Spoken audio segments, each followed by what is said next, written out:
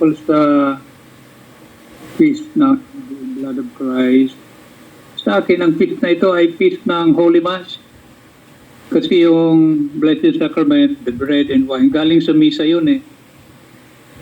So, inilabas sa misa. Pagkatapos, pag nag-adoration ako, iniisip ko rin ng patutunguhan ng ating adoration sa Blessed Sacrament ay yung next celebration of the Mass. Lahat ng mga Christian churches, tayo lang naniniwala sa tabernacle eh.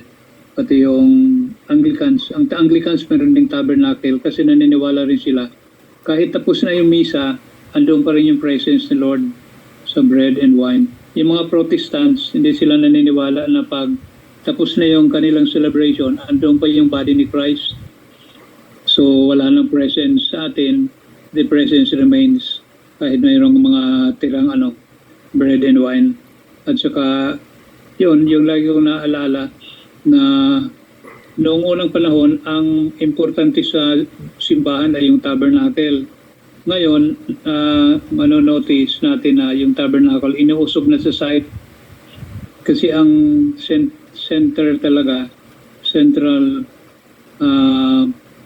most important part ng worship, yung church natin ay yung altar, yung celebration ng Eucharist. So I consider the feast bukas ngayon ay feast ng Holy Mass.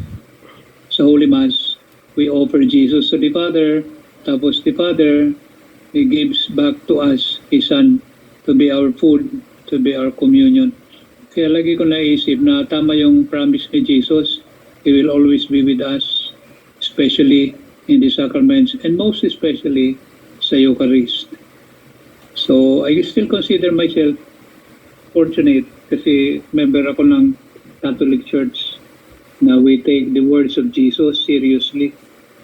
Sabi niya, whoever eats my flesh and drinks my blood. Ginawa ni Jesus yon sa banal na misa. Yan lang po.